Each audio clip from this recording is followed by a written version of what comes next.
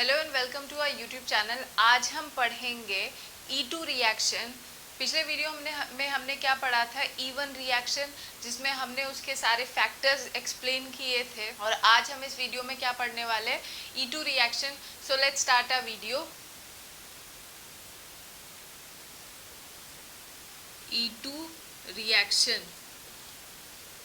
तो जैसे मैंने पिछले वीडियो में E1 में बताया था कि जो E1 रिएक्शंस होते हैं वो वीक बेस के प्रेजेंस में होते हैं और हाई टेम्परेचर में होगा।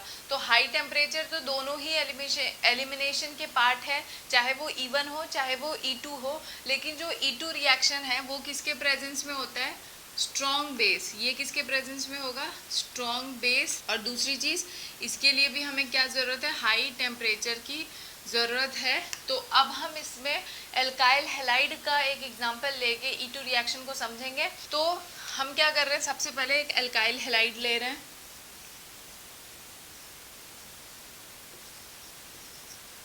ये क्या हो गया हमारा, एल्काइल हैलाइड। यहाँ पे भी क्या होता है, बेस की ज़रूरत होती है। तो मान लो हमने कोई बेस लिया OH माइनस। E1 में क्या हो रहा था, हैलोजन पहले निकलता है, उसके बाद कार्बोकेटाइन का फॉर्मेशन होता था, और फिर उसके बाद क्या होता था कि बेस सेकेंड स्टेप में अटैक करता था। और E1 में जो रेट ऑफ E1 है वो बेस के कंसंट्रेशन पे कोई इफेक्ट नहीं कर रहा था। लेकिन इस स्टेप में क्या होता है, जो हैलोजन होता है जब वो निकलता है मीडियम से, तो उसी टाइम पे जो ये प्रोटॉन होता है वो भी अपना इलेक्ट्रॉन क्या करता है, इस कार्बन को देता है। और उसी टाइम पे साइमल्टेनियसली उसी टाइम पे हाइड्रोजन भी बीटा कार्बन से निकलेगा। तो इसका मतलब ये दोनों ही, removal of halogen and removal of beta hydrogen takes place at the same time. और जब ये मीडियम में H+ के फॉर्म में निकलेगा तो OH माइनस इसे अपने इलेक्ट्रॉन देके क्या करेगा, इसके साथ बॉन्ड बना लेगा। तो इसका मतलब यहाँ पे कुछ एक ट्रांजिशन स्टेट फॉर्म होगा, जिसमें क्या हो रहा होगा, इस ट्रांजिशन स्टेट में क्या हो रहा होगा, धीरे धीरे हैलोजन का बॉन्ड टूट रहा होगा। धीरे धीरे हैलोजन का बॉन्ड टूटेगा, वैसे ही धीरे धीरे हाइड्रोजन भी अपना बॉन्ड क्या कर रहा होगा, तोड़ रहा होगा। कार्बन से अपना बॉन्ड तोड़ रहा होगा, यहाँ पे डबल बॉन्ड फॉर्म कर रहा होगा।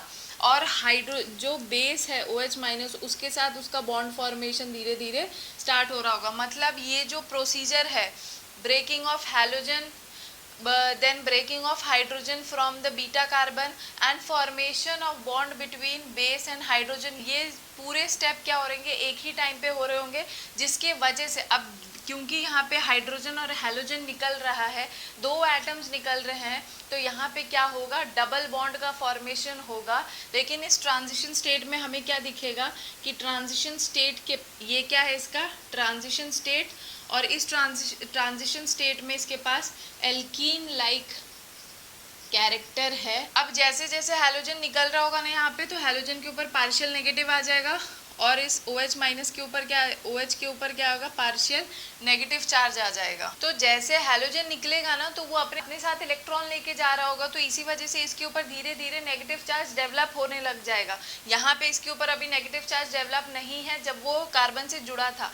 और यहाँ पे OH के ऊपर माइनस चार्ज था, लेकिन क्योंकि अब उसने अपना इलेक्ट्रॉन धीरे धीरे हाइड्रोजन के साथ बॉन्ड बना रहा है, तो अपना इलेक्ट्रॉन इसके साथ, इसका इलेक्ट्रॉन इसके साथ इन्वॉल्व हो रहा है, इसीलिए इसके ऊपर अब जो नेगेटिव चार्ज पहले फुल्ली नेगेटिव था वो पार्शियल नेगेटिव हो जाता है।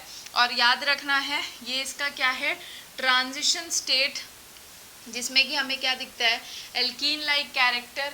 और अब यहाँ पे फाइनली हमारे पास क्या बनेगा, कार्बन डबल बॉन्ड कार्बन, और ये इसके दो हाइड्रोजन। तो यहाँ पे क्या बन गया है, एल्कीन।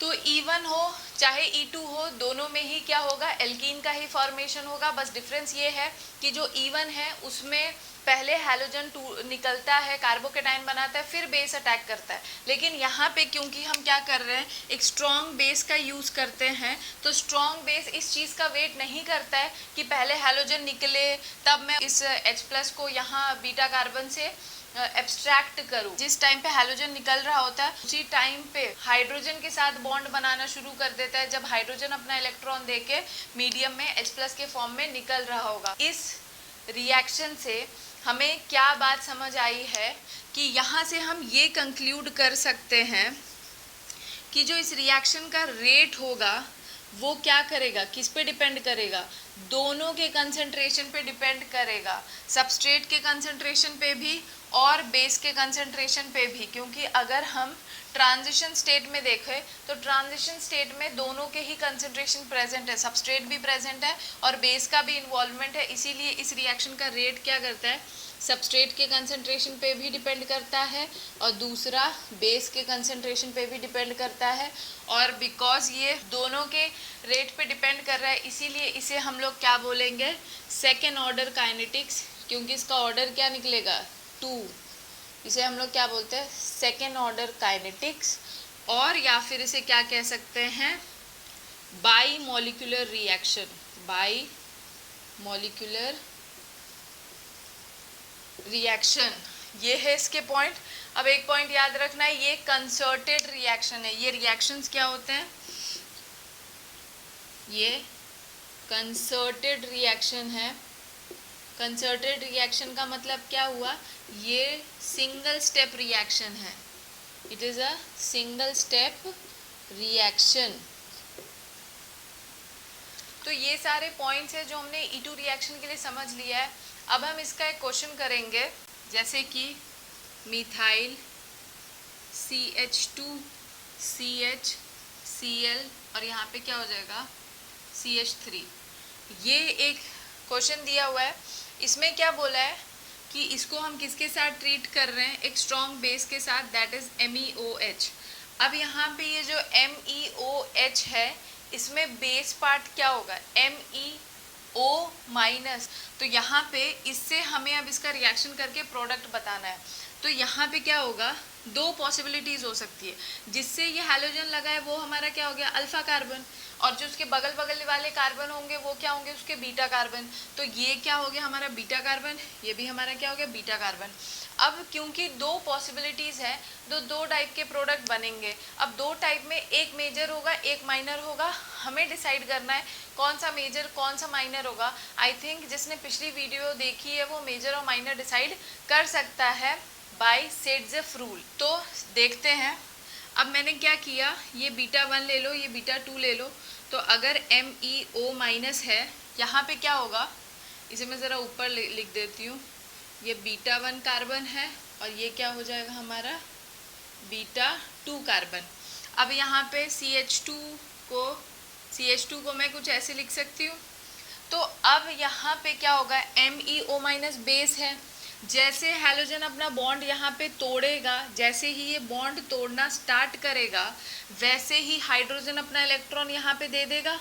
तो इसका मतलब यहाँ पे ट्रांजिशन स्टेट कुछ ऐसा बनेगा, MECH, यहाँ पे डैश से H को रिप्रेजेंट किया है, single bond, carbon H, CH3। धीरे धीरे हैलोजन निकल रहा है, जैसे जैसे निकलेगा पार्शियल नेगेटिव होगा और ये क्या होगा, धीरे धीरे इससे अपना बॉन्ड तोड़ रहा है और किसके साथ अपना बॉन्ड बना रहा है, बेस के साथ। यहाँ पे अपना बॉन्ड बना के बेस के साथ निकल जाएगा। और यहाँ पे क्योंकि हाइड्रोजन ने अपना इलेक्ट्रॉन दिया था तो यहाँ पे डबल बॉन्ड का फॉर्मेशन होना स्टार्ट हो जाएगा। अब यहाँ पे ये इसका क्या है, ट्रांजिशन स्टेट है, ट्रांजिशन स्टेट। और ये याद रखना है यहाँ पे ये बेस पार्शियल नेगेटिव हो जाएगा, यहाँ पे फुल्ली नेगेटिव था, ये भी पार्शियल नेगेटिव हो गया। तो हमारा प्रोडक्ट क्या बन जाएगा, प्रोडक्ट हमारा कुछ ऐसा बनेगा, methyl CH double bond CH CH3। तो ये हमारा क्या हो गया प्रोडक्ट, और साथ में बाहर क्या निकल गया होगा हमारा MEOH प्लस Cl माइनस, ये निकल गया होगा। तो ये हमारा प्रोडक्ट है। अब अगर मैंने ये चीज़ एक्सप्लेन कर दी है तो आई थिंक दोबारा यहाँ बताने की ज़रूरत नहीं है। यहाँ पे अब हम इस वाले का हाइड्रोजन हटाएंगे और यहाँ से क्लोरीन निकाल दो तो यहाँ पे डबल बॉन्ड इन दोनों के बीच में फॉर्म हो जाएगा। तो यहाँ पे प्रोडक्ट क्या बनेगा, MECH CH double bond CH2। ये हो गया एक दूसरा प्रोडक्ट। ये किससे बना था, बाय बीटा 2 से, और ये किससे बना था, बाय बीटा 1 से।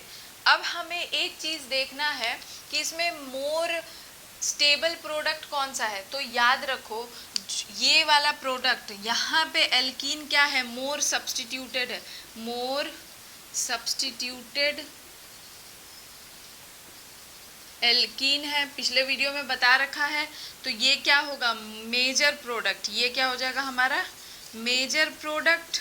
और यहाँ पे बिकॉज एल्कीन जो है वो लेस सब्स्टिट्यूटेड है, तो ये हमारा क्या हो जाएगा माइनर प्रोडक्ट। अब जो ये माइनर प्रोडक्ट बना है ना, इसे हम लोग क्या बोलते हैं, हॉफमैन प्रोडक्ट, हॉफमैन प्रोडक्ट। और जो मेजर बना है उसे हम लोग क्या बोलते हैं, सेडजेफ प्रोडक्ट। ये हमारा क्या है, सेडजेफ प्रोडक्ट, क्योंकि ये सेडजेफ रूल को फॉलो कर रहा है। सेडजेफ रूल ये कहता है कि जो जितना ज़्यादा सब्स्टिट्यूटेड एल्कीन होता है वो हमारा उतना ज़्यादा स्टेबल प्रोडक्ट कंसिडर करते हैं। यहाँ पे दो टाइप के प्रोडक्ट बने हैं, एक सेडजेफ प्रोडक्ट, एक हॉफमैन प्रोडक्ट। अब हमें यहाँ पे क्या एक पॉइंट याद रखनी है कि जनरली रिएक्शंस में सेडजेफ प्रोडक्ट जो होता है वो मेजर प्रोडक्ट होता है, लेकिन कुछ ऐसे कंडीशंस, कुछ ऐसे रिएक्शंस हैं जिनमें हॉफमैन प्रोडक्ट क्या हो जाता है, मेजर हो जाता है, और सेडजेफ प्रोडक्ट क्या हो जाता है, माइनर हो जाता है। तो हम उस चीज़ को इस एग्जाम्पल के बाद समझेंगे। पहले हम इस पॉइंट को लिख देते हैं, generally सेडजेफ product is major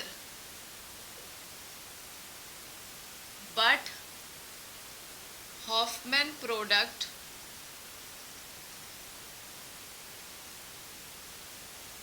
also becomes major, also becomes major product sometime। तो ये पॉइंट मैंने बता दिया है। अब इसको मैं एग्जाम्पल के थ्रू समझाऊंगी कि कब हमारा हॉफमैन प्रोडक्ट डोमिनेट कर जाता है, मोर इन परसेंटेज होता है, और सेडजेफ प्रोडक्ट कम होता है।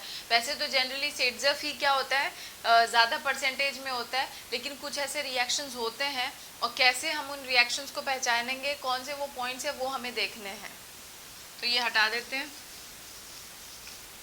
तो एक एग्जाम्पल लिया है हमने, जैसे कि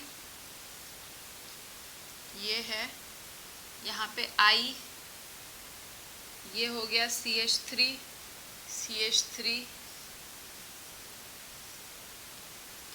और इसे भी लिख लो ऐसे CH3। ये हमारा क्या है, सबस्ट्रेट दिया हुआ है। अब यहाँ पे इसको किसके साथ ट्रीट करवाया है, टर्ट ब्यूटॉक्साइड आयन, टर्ट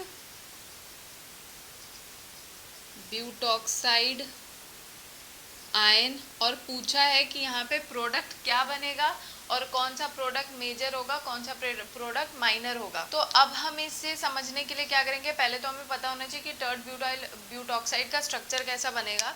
तो टर्ट ब्यूटाइल कुछ इस तरीके से होगा, CH3 होल थ्राइस CO-, ये क्या हो गया हमारा टर्ट ब्यूटॉक्साइड आयन। ये हमारा यहाँ पे क्या है, बेस है। अब इसे यहाँ पे अटैक करना है, तो सबसे पहले हम वही चीज़ है, पहले हम देखेंगे कि कहाँ कहाँ से प्रोडक्ट बन सकता है।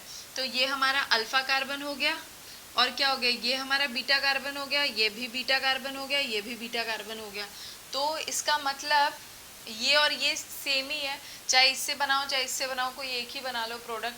तो यहाँ से प्रोडक्ट बन सकता है, यहाँ से प्रोडक्ट बन सकता है, यहाँ से। तो कौन सा प्रोडक्ट मेजर होगा, तो वैसे तो बच्चे क्या बताएंगे कि इनके बीच में जब डबल बॉन्ड आ जाएगा तो वो हमारा मेजर प्रोडक्ट होगा। जैसे कि अगर मैं स्ट्रक्चर बनाऊँ तो CH3C डबल बॉन्ड CH3, और यहाँ पे क्या था हमारा CH3। तो ये एक प्रोडक्ट बना है। मेजरली ये आंसर होगा बच्चों का कि ये जो हमारा होगा वो क्या हो जाएगा, मेजर प्रोडक्ट हो जाएगा। बिकॉज यहाँ पे ये जो एल्कीन है वो मोर सब्स्टिट्यूटेड है, यहाँ पे जो एल्कीन है वो क्या है, मोर सब्स्टिट्यूटेड है।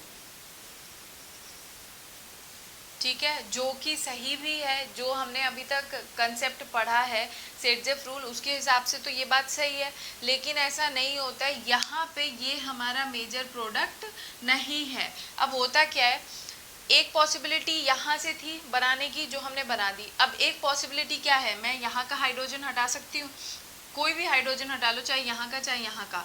तो अगर मैं इसे कुछ इस तरीके से बना दूँ CH2H, तो यहाँ पे होगा क्या, आयोडीन अपना इलेक्ट्रॉन लेके निकलेगा, वैसे ही हाइड्रोजन अपना इलेक्ट्रॉन यहाँ पे देगा, और वैसे ही ये बेस इस हाइड्रोजन के साथ अपना बॉन्ड बनाएगा। तो इसका मतलब इसका ट्रांजिशन स्टेट कुछ ऐसा बनेगा, CH2 CH3 CH3। यहाँ पे आयोडीन अपना बॉन्ड ब्रेक कर रहा है, वैसे ही हाइड्रोजन भी अपना बॉन्ड ब्रेक कर रहा है, और यहाँ पे अपना इलेक्ट्रॉन क्योंकि दिया था तो यहाँ पे डबल बॉन्ड बनना शुरू हो जाएगा। और वैसे ही उसी टाइम पे ये जो टर्ड ब्यूटॉक्साइड आयन है वो भी क्या करेगा, उसी टाइम पे जो टर्ड ब्यूटॉक्साइड आयन था CH3CO-, ये पार्शियल नेगेटिव हो जाएगा और ये इसके साथ बॉन्ड बनाना शुरू कर देगा। तो ये इसका क्या हो गया, ट्रांजिशन स्टेट हो गया। तो अब प्रोडक्ट क्या बन जाएगा, यहाँ पे हमारा प्रोडक्ट यहाँ पे बनेगा CH2 double bond CH3 single bond CH2 CH3, ये हमारा प्रोडक्ट बन गया।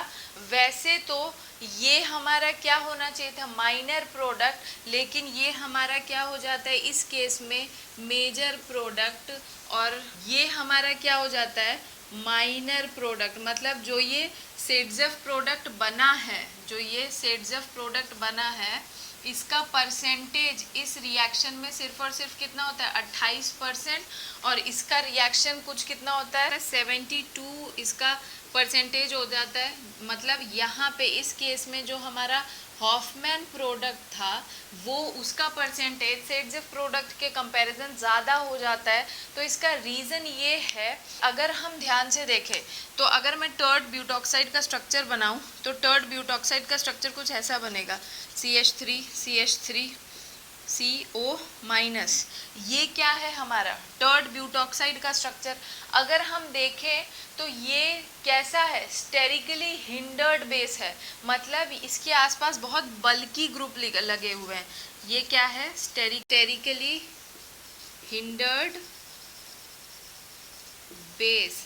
स्टेरिकली हिंडर्ड बेस कहने का ये मतलब है कि जो यहाँ पे ये डोनर एटम है इसके आसपास बहुत बल्की ग्रुप प्रेजेंट है। तो ओवरऑल ये क्या है, बहुत बल्की बेस है। तो जो बल्की बेस होता है उनके पास कभी भी ऑप्शन होगा तो वो जो सबसे टर्मिनल पे हाइड्रोजन एटम प्रेजेंट होंगे ना, या वो हाइड्रोजन एटम जो एक्सपोज्ड होंगे, जो बाहर की तरफ होंगे, वो उन पे अटैक करना ज़्यादा प्रेफर करते हैं एज कंपैरिजन टू जो अंदर की तरफ प्रेजेंट है। ये वाले हाइड्रोजन एटम के पास जाने से अच्छा है कि वो इस वाले हाइड्रोजन एटम जो एक्सपोज्ड हाइड्रोजन एटम है, मतलब यहाँ से भी बना सकते हो, यहाँ से भी बना सकते हो, इन दो से उनकी पॉसिबिलिटी प्रोडक्ट बनाने की बढ़ जाती है, जिसके वजह से जो हॉफमैन प्रोडक्ट होता है वो हमारा मेजर प्रोडक्ट जो हो जाता है और ये हमारा माइनर प्रोडक्ट हो जाता है। तो याद रखना ना कि जितने भी स्टेरिकली हिंडर्ड बेस होते हैं they opt for terminal hydrogen atom which leads to less substituted alkene. तो यहाँ पे ये बात याद रख लो कि sterically hindered base opt for exposed या फिर इसे क्या बोलोगे टर्मिनल हाइड्रोजन एटम, जिसके वजह से क्या होता है विच लीड्स टू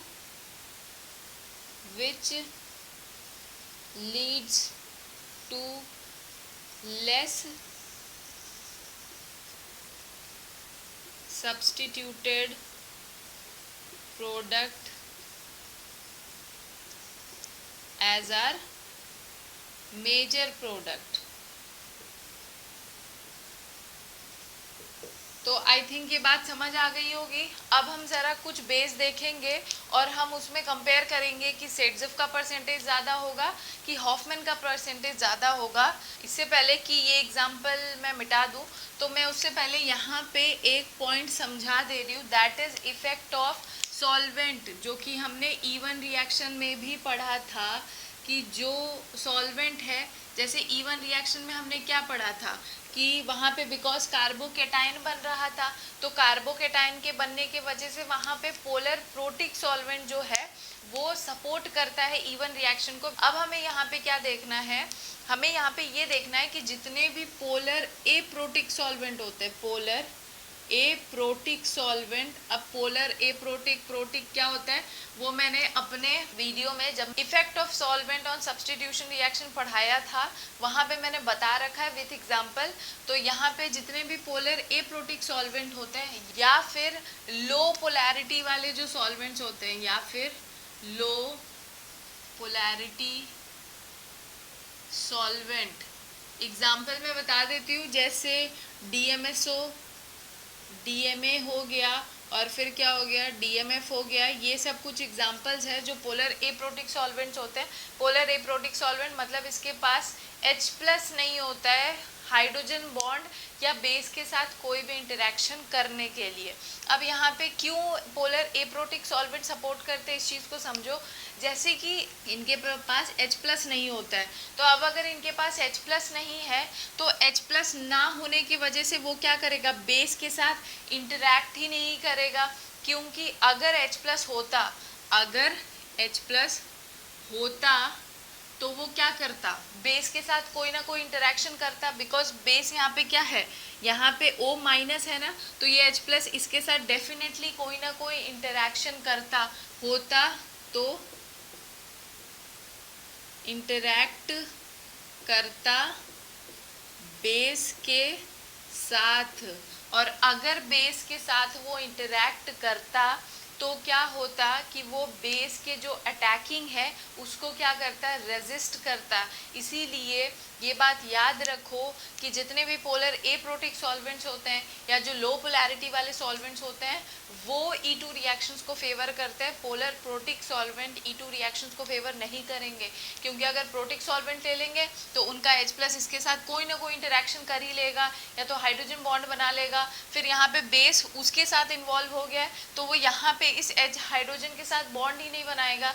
जब ये हाइड्रोजन के साथ बॉन्ड नहीं बनाएगा तो ये हाइड्रोजन अपना इलेक्ट्रॉन देके कैसे निकलेगा, बिकॉज यहाँ पे जो हाइड्रोजन का एब्स्ट्रैक्शन होता है वो with the help of base ही होता है एलिमिनेशन रिएक्शन में। तो इसीलिए याद रखना जितने भी E2 रिएक्शंस होते हैं they are supported by polar aprotic solvents. अब हम यहाँ पे एक और बात समझ लेते हैं कि जितना स्ट्रॉन्गर बेस होगा ना उतना फास्टर E2 रिएक्शन होगा। Stronger the base faster is E2 reaction. अब इसे कहाँ पे लिखे, इसे हम यहाँ पे लिख लेते हैं, stronger the base, stronger the base faster will be E2 reaction।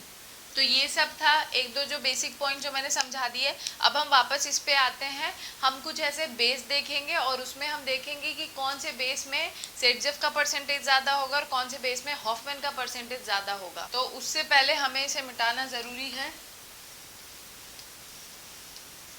तो यहाँ पे हम कुछ बेस देखेंगे, कुछ बेस हैं और सेटजेफ का परसेंटेज देखेंगे, सेटजेफ परसेंटेज देखेंगे और यहाँ पे क्या देखेंगे, हॉफमैन का परसेंटेज, हॉफमैन परसेंटेज।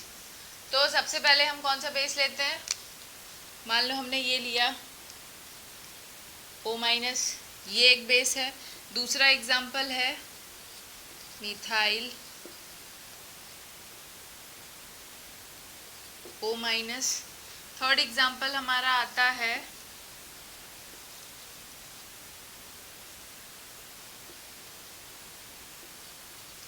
ये एक तीसरा बेस हो गया, ये पहला, दूसरा, तीसरा और चौथा क्या है हमारा, चौथे में हम क्या बना रहे हैं, O-,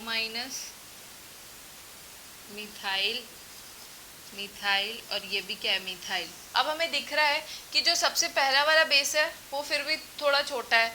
जैसे जैसे हम नीचे जा रहे हैं वैसे वैसे बेस जो है वो स्टेरिकली हिंडर्ड होते जा रहा है, उसके आसपास जो ग्रुप्स है वो उतना ज़्यादा बढ़ते जा रहे हैं। यहाँ पे क्या था, यहाँ पे 3 मिथाइल ग्रुप है, यहाँ पे भी इसके अराउंड में ये एक मिथाइल ग्रुप है, ये एक मिथाइल ग्रुप है, ये एक मिथाइल ग्रुप है।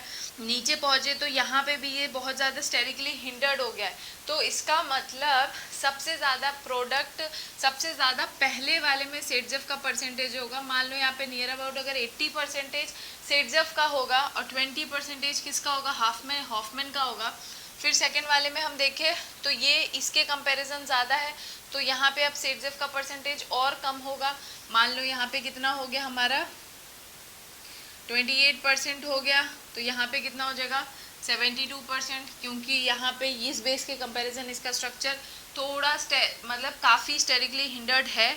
यहाँ पे क्या होगा अब फिर से, अब इसका परसेंटेज 20 हो जाएगा मान लो, तो इसका 80 हो गया।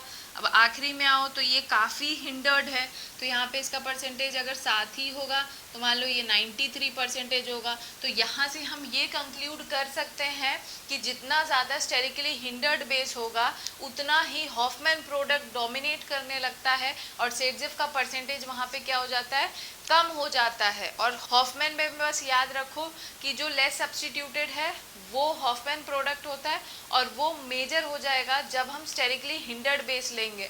और सेटजेफ क्या कहता है कि मोर सब्स्टिट्यूटेड एल्कीन मोर मेजर प्रोडक्ट बनाएगा, जो कि जनरली बनाता है, बस उस केस में नहीं बनाएगा जब हमारा बेस जो है जितना ज़्यादा बल्की होते जाएगा। तो अब हम इसका सबसे लास्ट पॉइंट समझेंगे, दैट इज Q-E2 रिएक्शंस को हम लोग एंटी एलिमिनेशन रिएक्शन भी कहते हैं। E2 reactions are also known as क्या, एंटी एलिमिनेशन रिएक्शन। इसे हम लोग क्या बोलते हैं, एंटी एलिमिनेशन रिएक्शन भी कहते हैं। इसे हम लोग एंटी एलिमिनेशन रिएक्शन भी कहते हैं। तो अब हमें इसका रीज़न समझना है। तो यहाँ पे पहले मैं एक स्ट्रक्चर बना देती हूँ। यह है कार्बन कार्बन, जैसे कि पहले मैं एक नॉर्मल स्ट्रक्चर बना रही हूँ, यहाँ पे वो लीविंग ग्रुप लगा होगा, जैसे हैलोजन वगैरह लग सकता है क्योंकि हम एल्काइल हैलाइड पढ़ रहे हैं। तो यहाँ मान लो लीविंग ग्रुप है, ये जनरली ये सारे क्या है, यहाँ पे हाइड्रोजन प्रेजेंट है। हम अभी E2 में मैंने जितने रिएक्शंस कराए मैंने यही दिखाया आपको कि यहाँ से लीविंग ग्रुप निकल रहा है और ये इधर ऑपोजिट साइड वाला हाइड्रोजन अपना इलेक्ट्रॉन देके निकल रहा है। तो ऐसा क्यों होता है, जब यहाँ पे कोई बेस प्रेजेंट होगा तो ऐसा क्यों होगा उस चीज़ को हम समझेंगे। तो अगर मैं इसका एक स्ट्रक्चर बनाऊं तो वो मैं कुछ ऐसे बना सकती हूँ, कार्बन कार्बन, ये हमारा क्या हो गया, यहाँ पे एक हाइड्रोजन होगा, एक हाइड्रोजन यहाँ होगा, वैसे ही सेम यहाँ पे ये एक हाइड्रोजन होगा। इन हाइड्रोजन को हम ना भी बनाए तो चलता है। कुछ इस तरीके से स्ट्रक्चर होगा, यहाँ पे ये हाइड्रोजन एटम प्रेजेंट है और यहाँ पे क्या है हमारा, वो लीविंग ग्रुप प्रेजेंट है। यहाँ पे हमारा क्या है, लीविंग ग्रुप प्रेजेंट है। अब वो लीविंग ग्रुप कुछ भी हो सकता है, हैलोजन भी हम कंसिडर कर सकते हैं। तो यहाँ पे स्ट्रक्चर कुछ इस तरीके से ही तो होगा। ये इसका कार्बन का p ऑर्बिटल है जो हाइड्रोजन के s ऑर्बिटल के साथ ओवरलैप कर रहा है। तो यहाँ पे 2 इलेक्ट्रॉन्स प्रेजेंट होंगे, एक कार्बन का खुद का और एक हाइड्रोजन का। अब जिस कार्बन का वो लोब जो कि हाइड्रोजन के साथ ओवरलैप कर रहा है उसे हम लोग क्या बोलते हैं, बॉन्डिंग मॉलिक्यूलर ऑर्बिटल। इसे हम लोग क्या बोलेंगे, इसे हम लोग क्या बोलते हैं, बॉन्डिंग मॉलिक्यूलर ऑर्बिटल। अब यहाँ पे इसका एक छोटा सा लोब होता है जो कि खाली है, यहाँ पे कोई इलेक्ट्रॉन्स अभी नहीं प्रेजेंट है। वैसे ही इस ये कार्बन जब लीविंग ग्रुप के साथ रिएक्ट कर बॉन्ड बना रहा है तो एक इसका खुद का इलेक्ट्रॉन होगा, एक लीविंग ग्रुप का होगा। तो ये हो गया इसका बॉन्डिंग मॉलिक्यूलर ऑर्बिटल और ये इसका छोटा सा लोब हो गया। अब देखो क्यों हम यही से मतलब ऑपोजिट साइड से ही इलेक्ट्रॉन्स को क्यों निकालते हैं। तो रीज़न ये होता है, अभी ये रीज़न एक्सप्लेन करने से पहले रुक जाओ, मैं इसका एक और फॉर्म बना सकती हूँ। यहाँ पे हम क्या कर रहे थे, ऑपोजिट साइड से एक तरफ से अगर हैलोजन निकल रहा था तो उसके ऑपोजिट से हाइड्रोजन निकाल रहे थे। तो एक स्ट्रक्चर मैं और बना सकती हूँ जहाँ पे दोनों ही एक ही साइड से हम लीविंग ग्रुप भी निकाले और एक ही साइड से क्या है, हाइड्रोजन भी निकाले।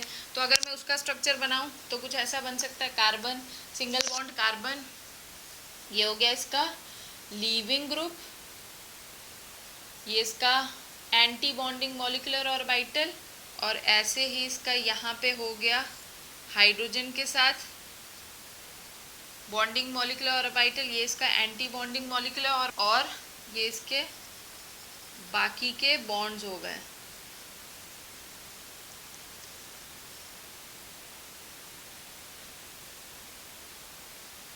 ये क्या हो गया, इसका बाकी का बॉन्ड हो गया। इस तरीके का अरेंजमेंट जब लीविंग ग्रुप एक साइड से निकले और हाइड्रोजन दूसरे साइड से निकले, इस तरीके के अरेंजमेंट को हम लोग क्या बोलते हैं, ये एक दूसरे के क्या है, एंटी कोप्लेनर। इसे हम लोग क्या बोलेंगे, एंटी कोप्लेनर। और बिकॉज यहाँ पे मतलब लीविंग ग्रुप अगर यहाँ से निकलेगा तो अगर हम इसी का हाइड्रोजन, इसी साइड का हाइड्रोजन अगर निकालते हैं तो इस टाइप के अरेंजमेंट को हम लोग क्या बोलेंगे, इसे क्या बोल सकते हैं, सिनकोप्लेनर।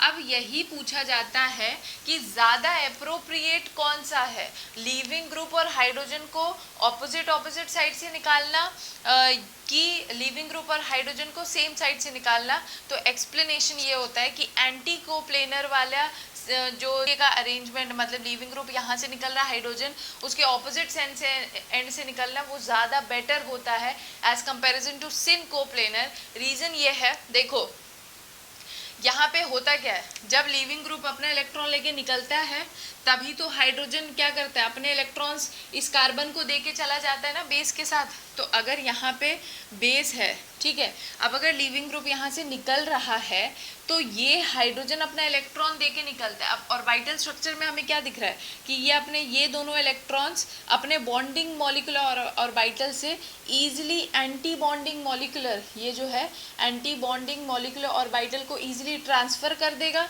बिकॉज भाई जो खाली लोब्स है उसी में तो इलेक्ट्रॉन दोगे, तो क्योंकि यहाँ पे इजीली बॉन्ड का ट्रांसफर हो जा रहा है, पैरेलल ओवरलैपिंग है, यहाँ जिसको देना है वो उसके जस्ट बगल में ही है, तो यहाँ पे बहुत इजीली पैरेलल ओवरलैपिंग हो जाएगी। और यहाँ पे क्या होगा, एंटी कोप्लेनर में पैरेलल ओवरलैपिंग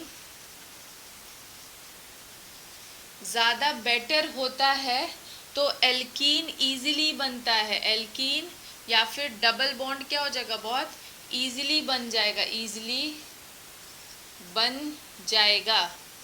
लेकिन यहाँ पे क्या केस होगा, अब यहाँ पे इस हाइड्रोजन को अपने जो इलेक्ट्रॉन देना है वो देने वाला क्या है, उसके ऑपोजिट साइड में प्रेजेंट है ना, तो ये यहाँ से ऐसे कुछ इलेक्ट्रॉन ट्रांसफर करेगा जो कि ज़्यादा बेटर ओवरलैपिंग नहीं है। इसीलिए सिनकोप्लेनर इतना बेटर नहीं होता जितना कि एंटी कोप्लेनर होता है। तो हमेशा याद रखो E2 रिएक्शन में जिधर से लीविंग ग्रुप निकलेगा उसके ऑपोजिट से अगर हम हाइड्रोजन निकाले तो वो ज़्यादा बेटर अरेंजमेंट होता है। ये मैंने बता दिया है क्यों, बिकॉज यहाँ पे ये इसके बॉन्डिंग मॉलिक्यूलर ऑर्बिटल से इसके एंटी बॉन्डिंग मॉलिक्यूलर ऑर्बिटल जो कि खाली लोब्स होता है उसको ईजिली इलेक्ट्रॉन दे देता है। तो धीरे धीरे होता क्या है कि जैसे जैसे ये इसको इलेक्ट्रॉन देता है तो अब ये लोब्स बड़ा होने लगता है और इसके साथ ओवरलैप कर जाता है। मतलब हम कुछ ऐसा समझ सकते हैं, यहाँ पे ये इसने अपना इलेक्ट्रॉन दिया तो अब ये वाला लोब धीरे धीरे बड़ा होगा और इन दोनों में ओवरलैपिंग शुरू हो जाएगी। और ये जो लोब था लीविंग ग्रुप वाला, ये अब धीरे धीरे छोटा हो जाएगा जब लीविंग ग्रुप यहाँ से निकल चुका होगा। और बिकॉज यहाँ पे इजीली साइड वाइज ओवरलैपिंग या पैरेलल ओवरलैपिंग हो रही है तो यहाँ पे एल्कीन ज़्यादा बेटर तरीके से फॉर्म होगा एज कंपेरिजन टू सिनकोप्लेनर। अच्छा, एक एक्सप्लेनेशन या एक रीज़न सभी लोग ये देते हैं कि ये एंटी कोप्लेनर ज़्यादा बेटर इसलिए है बिकॉज जो हमारा लीविंग ग्रुप है वो भी कैसा होता है, ये भी कैसा होता है, अपने ऊपर नेगेटिव चार्ज कैरी करता है। जो बेस आता है वो भी अपने ऊपर क्या करता है, नेगेटिव चार्ज कैरी करता है। तो दोनों अगर सेम साइड से अटैक करेंगे, मतलब अगर यहाँ पे बेस अटैक कर रहा होता तो ये भी नेगेटिवली चार्ज है, बेस भी नेगेटिवली चार्ज है, तो दोनों के इलेक्ट्रॉन्स क्या करते हैं, ड्यू टू इलेक्ट्रॉनिक रिपल्शन वो ऑपोजिट साइड से अटैक करना ज़्यादा प्रेफर करता है। तो यहाँ पे बहुत लोग रिपल्शन का भी एक्सप्लेनेशन देते हैं जो कि सही है। रिपल्शन भी एक रीज़न है कि स्टेरिक रिपल्शंस को कम करने के लिए अगर जहाँ से लीविंग ग्रुप निकलेगा तो बेस उसके ऑपोजिट साइड से अटैक करेगा ताकि रिपल्शन को क्या करे, मिनिमाइज कर सके। लेकिन सबसे मेन रीज़न ये भी है इसका कि यहाँ पे पैरेलल ओवरलैपिंग ज़्यादा बेटर तरीके से होता है, तो एल्कीन का फॉर्मेशन भी बहुत इजी होता है। तो इसी वजह से जो E2 रिएक्शंस होते हैं उसे हम लोग क्या बोलते हैं, एंटी एलिमिनेशन रिएक्शन। और ये जो इस तरीके का अरेंजमेंट है, जब लीविंग ग्रुप इस साइड से निकल रहा हो और बेस ऑपोजिट साइड से अटैक कर रहा हो, इसे इस टाइप के अरेंजमेंट को हम लोग एक स्पेशल नाम भी देते हैं, जिसे हम लोग क्या बोलते हैं, एंटी पेरीप्लेनर। मतलब ये है, एंटी पेरीप्लेनर जब अरेंजमेंट होता है तो ज़्यादा बेटर तरीके से डबल बॉन्ड का फॉर्मेशन होता है एज कंपैरिजन टू सिन। तो ये था हमारा E2 रिएक्शन का एक्सप्लेनेशन। जो इस पे बेस्ड क्वेश्चंस है वो मैं करवाऊंगी। अगर आपको इस वीडियो से रिलेटेड कोई भी क्वेश्चन है तो आप कमेंट सेक्शन में पूछ सकते हैं। एंड अगर आपको वीडियो अच्छा लगे तो please like, share, comment and subscribe. Thank you.